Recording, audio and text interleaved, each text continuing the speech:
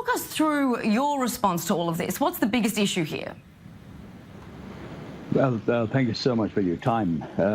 What we personally see, when I say we the immigrants, we the Muslims in the United Kingdom, BNP has a history. The last 20, 30 years, the way the whole thing unraveled and the way it divided the community, and then somehow community woke up to the call, and then slowly they're almost out of the popular narrative and the politics now.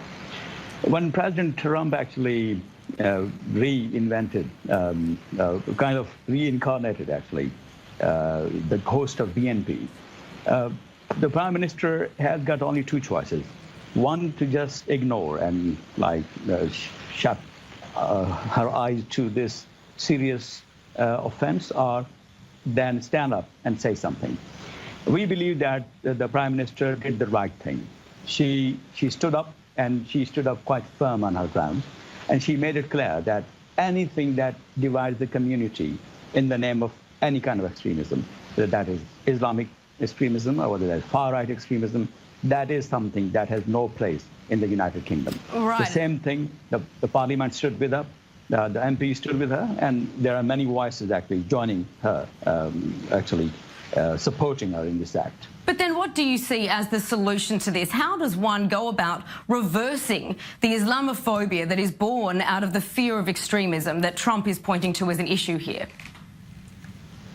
Well, we personally see here that Trump is actually appealing the far-right supremacists by stoking fire, by stoking hatred.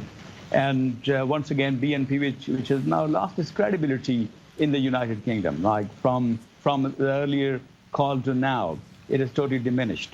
Now, particularly such kind of action from POTUS, like the responsible people who are running this world of ours, this irresponsible act is just going to stoke hatred and further stoke the fire of Islamophobia. Now, Islamophobia, particularly when we are questioning the very content of not only the one video, but perhaps all the videos, and now then actually linking them with border insecurity, something which is false content.